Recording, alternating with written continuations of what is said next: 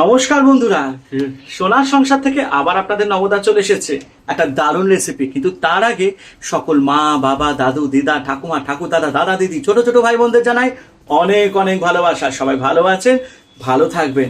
আজকে একেবারে সব কটা ঠ্যাং ছিঁড়ে একেবারে কষা রান্না করব, কিন্তু কাদের নিয়ে রান্না করব সেটা এক্ষুনি দেখাচ্ছি, সঙ্গে থাকুন। এই দেখুন, এই হচ্ছে মুরগিদের ঠ্যাং ছিঁড়ে রান্না করব। এই যে দেশি মুরগি কে খেতে ভালোবাসে, এই যে ঠ্যাংগুলো দেখেছো, একদম চিড়ে দিয়েছি একেবারে ভালো করে কেটে কুটে। তো এই হচ্ছে সব কটা বলতে এখানে মুরগিদের বোঝানো হচ্ছে। সব মুরগিগুলোকে একদম ঘ্যাট করে কাইটটা কুইটা, দেখুন গলা কাটছি, ঠ্যাং কাটছি, পাঁজর কাটছি, পাছা কাটছি, সব কিছু কাইটটা কুইটটা এখন কষা মাংস রান্না করুন। আর সাথে দেখুন টমেটো আছে, পেঁয়াজ আছে, লঙ্কা আছে, আলু আছে। তো কি দেখতে পেলেন তো, কাদের ঠ্যাং ছিঁড়া কষা রান্না করে রাখামু? মুরগিগুলো। তো মুরগি রান্না করুম আজকে, কষা মুরগি, লাল লাল ঝোল, অনেকদিন হয়নি। তো আজকে মাংস এসেছে বাড়িতে, ঠিক আছে। তো অবশ্যই খুব ভালো তো লাগছে। আজকে গিন্নি বলেছে আমি খাওয়াবো তোমাকে মাংস। তো বাপের বাড়িতে গেছিল, তো ওই যে কদিন আগে তোর মা শাশুড়ি মা ওকে টাকা দিয়েছিল। তো বললো যে মা টাকা দিয়েছে, তো একটুখানি মাংস নিয়ে আসি, তুমি নিয়ে আসো কিনে, আর একটুখানি পোলাও করো। তো পোলাও ভিডিও দিয়ে লাভ নেই, ওটা আলাদা করে একদিন দেখাবো আপনাদেরকে। কিন্তু ইটিং শো রামাকৃষ্ণ টিভিতে আমার চ্যানেলে আপনারা দেখতে পারবেন পোলাও মাংসের ভিডিও। তো চলো, আজকে আমি একটা পুরনো পদ্ধতিতে রান্না করব। আমার বাবা মানে খাসির মাংস রান্না করতো সব কিছু একদম একসাথে মিলিয়ে মিশিয়ে। তো আজকে সেই পদ্ধতিটাই এই মুরগির মাংসের মধ্যে আমরা মানে অ্যাপ্লাই করব। এই কষা মাংসের মধ্যে, মুরগির কষা মাংসের মধ্যে আমরা অ্যাপ্লাই করব। তো কিভাবে করব, তো চলো ফটাফট। তো প্রথমে আমরা পেঁয়াজগুলোকে কেটে নেব।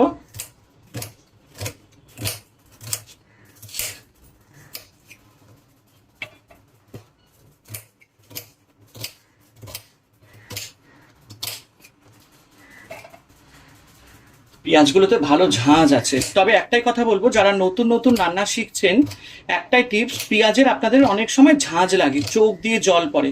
তখন কি করবেন আপনারা, পেঁয়াজগুলো প্রথমে এরকম চোখলাটা ছুলে জলের মধ্যে চুবিয়ে রাখবেন, ঠিক আছে। জলের মধ্যে চুবিয়ে রাখবেন, তারপরে ভালো করে পেঁয়াজগুলো ধুয়ে বার করে নেবেন, তারপরে পেঁয়াজ এরকম করে কাটবেন, দেখবেন আপনাদের চোখ জ্বালা করবে না। এটা হচ্ছে আজকের রান্নার টিপস। তো আমিও যখন কাটছি আমার কিন্তু একটু ঝাঁঝ লাগছে না, কারণ আমি চোখলাগুলো পুরো ছুলে তারপরে জলের মধ্যে ভিজিয়ে রেখেছি। তারপরে গোটা পেঁয়াজগুলোকে জল দিয়ে ধুয়ে তারপরে যে পেঁয়াজ কাটছি, তো এই জন্য আমার ঝাঁঝ লাগছে না। তো এটা তাদের জন্যই বললাম, যারা নতুন নতুন রান্না করছে বা শিখছে, বা যারা মানে ঘরে একটু ইচ্ছা করে একটু রান্না করি, প্রথম যারা রান্নাঘরে ঢুকছে তাদের জন্যই, যারা পেঁয়াজ নিয়ে একটু রান্না বান্না করবে বা নন ভেজ আইটেম যারা রান্না করবে। এবার দেখুন পেঁয়াজ তো কাটা হয়ে গেছে, এবার টমেটোগুলোকে কাটবো। আমি খুব করে মাংসে টমেটো দিই, এতে কি হয়, ললটা বলছি, রংটা খুব ভালো হয়, লাল হয়, আর খেতে খুব টেস্ট হয়। আমি দইয়ের বদলে টমেটোটা খুব বেশি করে দিই, টেস্টও হয় আর ভালো কালারও আসে। এই হচ্ছে ব্যাপার। এতে কি হয়, আপনারা যখন লঙ্কার গুঁড়োটা দেবেন তখন সেটা পরিমাণ একটু কম দেবেন, ব্যাস এই আর কি। কারণ আপনারা জানেন শুকনো লঙ্কার গুঁড়ো রান্নায় বেশি খাওয়া উচিত নয়। এই হচ্ছে ব্যাপার। কাঁচামরিচ দিন, মানে সবুজ কাঁচা লঙ্কা যেগুলো আছে সেটা ভালো, কিন্তু শুকনো লঙ্কার গুঁড়ো রান্নায় দিন, কিন্তু খুব অল্প। তো সেটা যাতে অল্প লাগে তার জন্য টমেটোটা বেশি করে দেওয়া হচ্ছে, আর কিছুই না। তো দেখুন টমেটো পেঁয়াজ কেটে নিয়েছি, এবার আমি কাঁচা লঙ্কা দেবো। কাঁচা লঙ্কাগুলো বলতে আমি যেগুলো একটু লাল হয়ে গেছে সেগুলো দিয়েছি, ঠিক আছে, সামান্য একটু লাল হয়ে গেছে সেগুলোই দিয়েছি, সবুজটা আমি দিইনি, কারণ এটা আমি একটু লাল লাল করে ঝোলঝোল করবো। দেখো একটু কালচে লাল আছে, এই কাঁচা লঙ্কাগুলোই দেবো। একদম শক্ত শক্ত আছে, একদম টাইট, একটু পেকে গেছে সেগুলো আমি একটু দিয়েছি।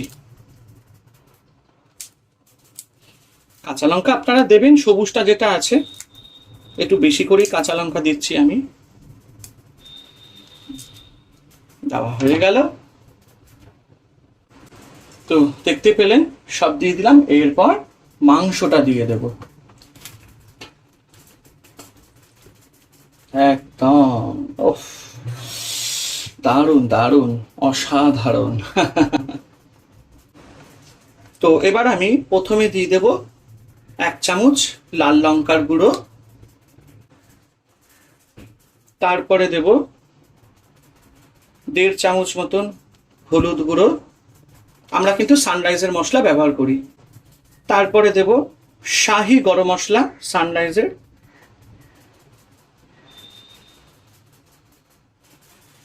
গরম মশলাটা একটু,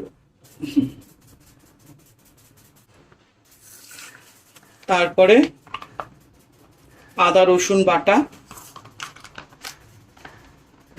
এটা আমার কেনা, তো আমি এই ভিকে কোম্পানির 5 টাকার যে আদা রসুন বাটা, এটা 2টো প্যাকেট নিয়ে এসেছিলাম। হ্যাঁ, কেটে নিচ্ছি। আমি দিয়ে দেব, আদা রসুন বাটাটা একটু বেশি করে দিলে ভালো হয়। আমি জিরে গুঁড়ো এসব দিই না, মাংসে ভাল লাগে না আমার।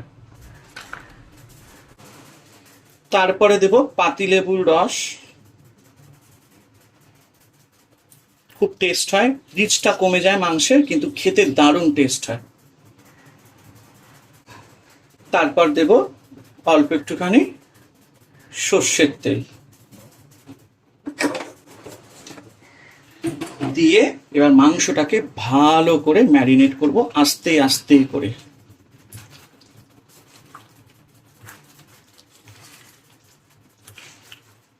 একদম ধীরে সুস্থে, কোনো তাড়াহুড়ো নেই। আমি একটু ভালো করে মেখে নিই, তারপর আবার ফিরে আসবো। বন্ধুরা, ভুলে গেছিলাম নুন দিতে। এই যে একটু নুন দিয়ে দিলাম। নুনটা শক্ত নয়, অ্যাকচুয়ালি এটা সন্দর্ভ লবণ, ঠিক আছে? 10 টাকা করে প্যাকেট নেয়, আমরা এটাই খাই বাড়িতে। তো ভালো করে মাখছি। তো দেখুন, ভালো করে মাখছি আস্তে আস্তে করে। এই যে মাখাটা, এটা অনেকক্ষণ ধরে একটু মাখতে হয়, এটাতেই মনে হয় 10-15 মিনিট লেগে যায়, ঠিক আছে? এই যে একটা পেঁয়াজ, তারপরে যে টমেটো, লেবুর রস, তারপরে এই যে মশলাগুলো দিলাম, কাঁচা লঙ্কা, সর্ষের তেল, সমস্ত মশলাগুলো একদম মিশ্রণ হবে। আমি বাটা মশলা আজকে দেবই না, শুধু আদা রসুন বাটাটা দিয়েছি, ঠিক আছে? এটাতে কি হয়, খেতে খুব টেস্ট হবে। এই যে একটা, এটা ম্যারিনেট করে অন্তত আমি এটা 1/2 ঘন্টা রেখে দেব। এতে কি হবে, মাংসের একটা দারুণ টেস্ট হবে। প্রত্যেকটা কণায় কণায় মাংসের একদম এই, মানে কি বলবো আপনাদের, বলতে গেলে একদম নুন মশলাগুলো একদম ভালো করে একদম ম্যারিনেট হয়ে যাবে, মানে ঢুকে যাবে ভেতরে, আর খেতেও খুব টেস্ট হবে। লঙ্কা খুব করে দিয়েছি, ঠিক আছে? আর দেখুন, মাখতে মাখতেই কিন্তু একটা কালার দারুণ এসে গেছে। থালাটা একটু ছোট, আর একটু বড় নিলে হতো, তাও ঠিক আছে, আমি ম্যানেজ করে নিতে পারছি, এই জন্য আস্তে আস্তে করে মাখছি।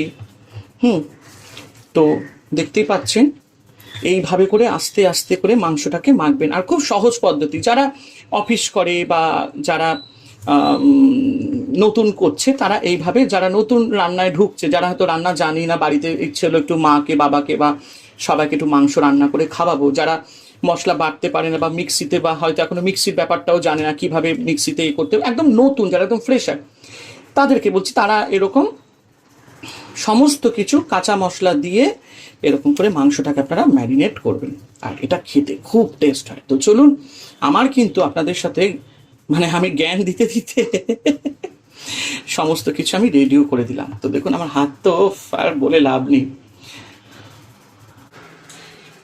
তো দেখো, ইন্ডাকশনে আমি কড়াই বসিয়ে দিয়েছি, আর দিয়ে দেবো সর্ষের তেল। আমার বাবা আবার সর্ষের তেল ছাড়া আর কোনো তেলে রান্না ভাল লাগে না, মাংস বলো মাছ বলো সব কিছুই। তারা ফ্ল্যাশটা চালু করে দিই, হ্যাঁ, একটু বেশি করেই সর্ষের তেল দেবো। মাংসতে একটু সর্ষের তেল যেতে দিতেই হবে বেশি করে, কিচ্ছু করার নেই। দেখো, একটু তেল তেল হলে খেতে টেস্ট হয়, অনেকগুলো মাংস তো, তারা একটু দিই, ঠিক আছে।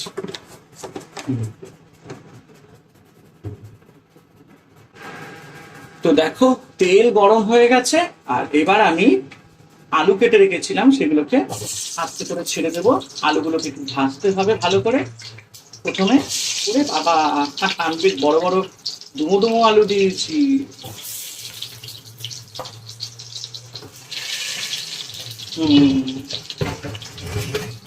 ভালো দিয়েছি। দাঁড়াও এক সেকেন্ড, খুন্তিটা আবার এই সময় কোথায় রেখে দিচ্ছি বুঝতেই পারছি না। আমার সামনেই হাতা, আমি হাতা খুঁজে বেড়াচ্ছি।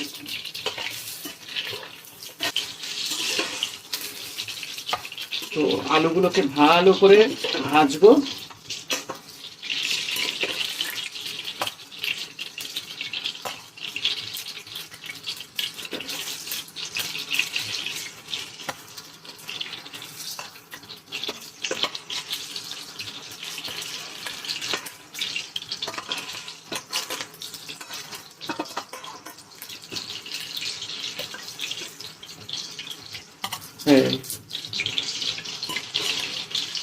এবার একটু এর মধ্যে দিয়ে দেবো হলুদ গুঁড়ো।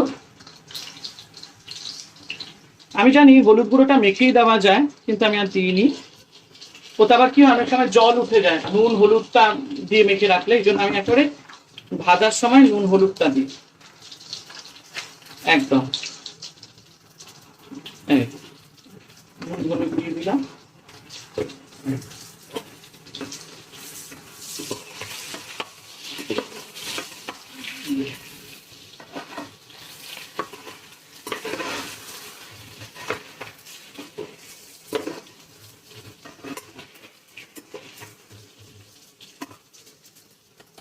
কাটতে দিতে করি। ঠিক আছে, আলুগুলো একটু ভাজা ভাজা হোক, তারপরে আসছি।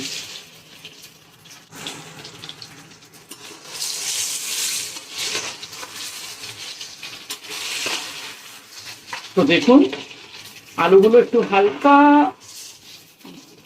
ইয়েলো ব্রাউনিশ কালার হয়ে গেছে, আর একটু সামান্য লালচে করব। তো দেখুন আলুগুলো একটু হালকা একদম ব্রাউনিশ কালার হয়েছে, একটু কালারটা চেঞ্জ হয়েছে। এবার আমি কি করব, আমি কিন্তু আলুগুলো আর বার করব না, তার মধ্যেই আমি এই যে ম্যারিনেট করা মাংসটা রেখে দিয়েছিলাম এটা দিয়ে দেবো।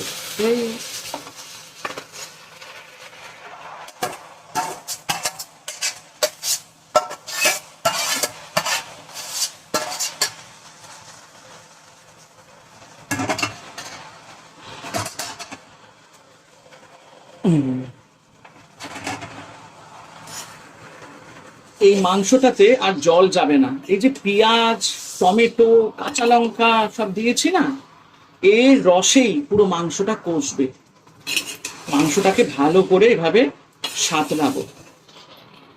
এটা এমন একটা পদ্ধতি, যারা নতুন রান্না ঘরে যাবে রান্না করতে, কেউ ইচ্ছে করেছে আজকে একটু মা বাবাকে একটু বা ভাই বোনকে একটুখানি বা যাই হোক একটুখানি আমি মাংস করে খাওয়াবো, এই সহজ পদ্ধতিটাতে, সহজ পদ্ধতিটা আপনারা অ্যাপ্লাই করতে পারেন। আমি এখনো বলছি খুব ভালো লাগবে খেতে, অসাধারণ। মাংসটাকে আস্তে আস্তে করে এরকম করে নাড়া দেবেন, যাতে সমস্ত মশলাগুলো যাতে মিশ্রণ হয়। আর দেখবেন আস্তে আস্তে কষাতে কষাতে একটা আলাদা কালার চলে আসবে। আমি একটু কিন্তু জল দেব না এই মাংসের মধ্যে। তো মাংসটা ততক্ষণ একটু কষা, তার জন্য আমি কি করব, একটু ঢাকা দিয়ে দেব আর আঁচটাকে কমিয়ে দেব। তো চলো আবার পরে আসবো। দেখো বন্ধুরা 10 মিনিট হয়ে গেছে, এই দেখো কি সুন্দর মাংস কষে গেছে, আমাকে আর কিছু করতে হলো না। আর পেঁয়াজ টমেটো সেই যে একটা ম্যারিনেট করা ছিল পুরো জল বেরিয়েছে, ওটাতেই ঝোল হয়ে গেছে। তো দেখতে পাচ্ছ কি সুন্দর হয়েছে, জাস্ট ফাটাফাটি। আলুও সেদ্ধ হয়ে গেছে, মাংসও সেদ্ধ হয়ে গেছে। তো 10 থেকে 15 মিনিট আমি এরকম ঢাকা দিয়ে রেখেছিলাম। একদম যারা যারা তোমরা এরকম মাংস করতে চাও, খুব ইজি পদ্ধতিতে তোমরা করবে। একদম কষা কষা মাংস হয়েছে, খুব সুন্দর। আর আমাকে টেস্ট করতে হবে না, আমি বুঝেই গেছি মাংসটা সত্যি খুব ভালো হবে। তো অবশ্যই তোমরা কিন্তু এরকম বাড়িতে এরকম সুন্দর মাংস তোমরা করো, চিকেন কারি সব কিছু একসাথে দিয়ে। আরেকদিন করবো আমরা সব মশলা একদম ম্যারিনেট করে, ম্যারিনেট বলছে পেস্ট করে আরেকটা করব, সেটাও একটা পদ্ধতি। তো চলো এবার আমি একটু ঢাকা দিয়ে নিভিয়ে দেবো, আর তারপরে পরিবেশন করে খাবো। তো কেমন লাগলো তোমাদের এই রেসিপিটা? অবশ্যই ভালো লাগলো। তো এরকমই ভালো ভালো রেসিপি তোমাদের কাছে নিয়ে আসবো, তোমরা দেখবে, তোমরা বাড়িতে ট্রাই করবে, আর অবশ্যই আমাকে কমেন্ট করে জানাবে।